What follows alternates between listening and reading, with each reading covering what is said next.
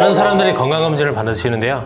이렇게 건강검진을 받으시는 분들 중에서 위나 대장 내시경을 받으시는 분들 정말 많거든요. 그런데 내시경을 하고 나서 제대로 보험금을 받지 않으시는 분들 정말 많습니다. 제가 상담을 진행을 할 때 항상 여쭤보는 것 중에 하나가 건강검진을 했을 때 내시경을 했는지 꼭 여쭤보는데요. 왜냐면 갖고 있는 보험에서 받을 수 있는데 못 받았던 보험금 제대로 청구까지 도와드리기도 하는데요. 생각보다 모르시는 분들 정말 많습니다.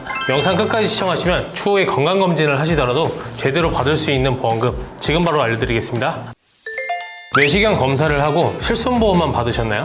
그런 보험금 놓쳤을 수도 있습니다. 실손보험만 청구를 하고 끝내시는 분들 정말 많은데요. 그런데 이건 숨겨진 보험금입니다. 오늘 영상 끝까지 보시면 어쩌면 받을 수 있는 큰 돈을 발견하실 수 있습니다. 대한민국 만 20살 이상이라면 거의 대부분 건강검진을 받습니다. 사실 젊을 때는 그렇게 건강검진에 대한 필요성을 크게 느껴지지 않는데요. 나이가 먹어감에 따라서 건강검진을 해야 하는데 이런 관심을 갖거나 이미 건강검진을 주기적으로 하시는 분들이 많습니다. 그런데 건강검진을 하실 때 위랑 대장 내시경 많이 하시죠? 여기서 놓칠 수 있는 보험금 첫 번째, 내가 만약 건강검진을 예약해서 진행을 하게 됐을 때 실비 청구가 되지 않습니다. 하지만 만약 의사의 권유로 내시경을 했다면 실비 청구가 가능하니까 만약 권유로 내시경을 받았다면 실비 청구를 진행하실 수 있으니까요. 반드시 청구하시길 바라겠습니다. 예를 들면 우리가 혈변을 본다거나 지속적인 통증, 소화장애 등 여러 가지 이상 신호로 병원에 진료를 보러 갔을 때 이러한 징후로 인해서 내시경을 권유받으셨다면 바로 이런 경우에는 청구가 된다라고 보시면 되는데요. 여기서 놓칠 수 있는 보험금 두 번째, 만약 내시경으로 검사를 받았을 때 용종이 나와 제거를 한다면 추가적인 병원비를 결제하게 될 텐데요. 건강검진을 다 받고 나서 처치를 했으니까 추가적인 비용이 나왔으니 그냥 결제를 하고 끝나시는 분들이 굉장히 많으신데요. 이 부분 또한 청구를 하실 수가 있기 때문에 놓치시면 안 됩니다. 내가 의사의 권유가 아닌 예약검진으로 진행을 하셨더라도 가능하시니까 꼭 청구를 하셔야겠죠. 내시경을 하고 용종 제거를 하면 실비보험 청구는 대부분 합니다.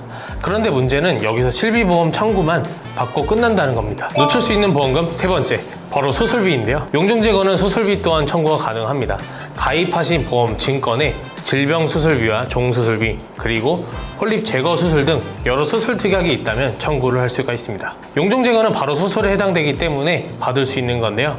말 그대로 절제를 했기 때문에 받을 수 있는 겁니다. 이런 수술비 같은 특약들은 가입하신 증권에 해당 특약들을 잘 살펴보셔야 하는데요. 생각보다 모르시는 분들 굉장히 많거든요. 왜냐하면 실손보험이나 다른 보험들이 여러 보험사로 나누어져 있는 경우에는 실손보험만 청구를 하시는 경우들도 있고 보험금 청구 누락이 되는 경우들이 있기도 해서 이런 부분들 또한 꼼꼼하게 확인을 하셔야 합니다. 놓칠 수 있는 보험금 네 번째, 바로 암 진단비인데요. 무슨 용종 가지고 암 진단비냐 이렇게 말씀을 해주시는 분들이 많은데요. 내시경으로 용종 제거를 하고 나서 진단서를 확인해 보니까 D코드가 나와서 유사암 진단비 청구를 하시는 경우들이 종종 있기도 합니다. 하지만 이런 경우 조직검사 결과가 굉장히 중요합니다. 진단서 상에도 로우 그레이드가 되는 경우에는 청구가 되지는 않지만, 그런데 만약 선종으로 나와 조직검사 결과지 상에 하이 그레이드, 즉 고등급 E형성으로 나온다면 유사암이나 소외감으로 청구가 가능하시니까요. 반드시 용종 제거 후에 선종이 나왔다면 조직검사가 대부분 열흘에서 2주 정도 걸리는데 잘 기다리셨다가 반드시 확인해 보시는 것을 추천드립니다. 여기서 한 가지 더 말씀을 드리자면, 만약 유사암 청구가 가능하다면 당연히 유사암 수술비 또한 청구가 가능하겠죠. 어떻게 이렇게 청구가 될까요?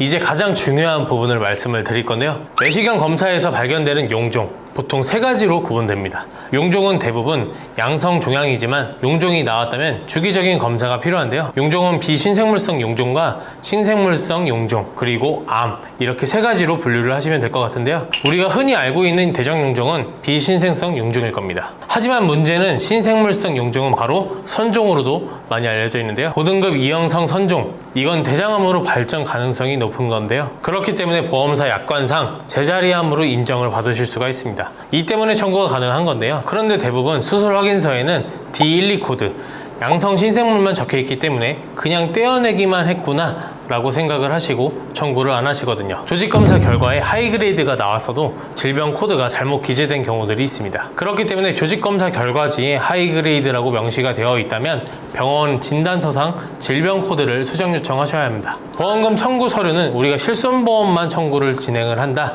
그럼 해당 보험사에 진료비 영수증, 진료비 세부 내역서를 제출을 하시면 됩니다. 하지만 만약 용종을 떼어냈다, 그러면 수술 확인서를 첨부를 하셔서 수술비 특약이 있는 보험사에 제출을 하시면 됩니다. 그리고 만약 조직검사 결과지에 하이그레이드가 있다면 진단서상 질병 코드를 수정하시고 나서 조직검사 결과지와 진단서를 첨부를 하셔서 제출을 하시면 됩니다. 이렇게 숨겨진 보험금을 놓치는 사례들이 정말 많은데요. 단순히 용종에 대한 얘기가 아닙니다. 몰라서 혹은 누가 알려주지 않아서 그냥 버리시고 있으신 겁니다. 그럼 어떻게 해야 될까요? 혹시 내 보험 설계가 제대로 되어 있는지, 내가 놓친 보험금은 없는지 궁금하신가요? 고정 댓글에 있는 상담 신청 링크로 연락을 주시면 직접 확인 도와드리겠습니다. 마지막으로 정리를 한다면, 첫째, 내시경 검사 후 용종 제거를 했는데 실손보험만 청구를 하면 보험금을 놓칠 수 있다. 반드시 수술비도 청구하자. 둘째, 만약 선종이라면 하이그레이드인 경우 진단 코드를 꼭 확인하고 질병 코드 변경을 요청해서 암 진단비를 청구를 하자. 셋째, 3년 이내라면 청구가 가능하니까 꼭 다시 확인을 하자. 이렇게 내시경 검사 후에 보험금을 제대로 받는 방법에 대해서 말씀을 드렸는데요.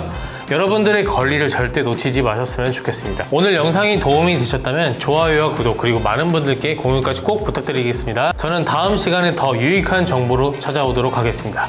감사합니다. 본 광고는 심의 기준을 준수하였으며 유효기간은 심의일로부터 1년입니다.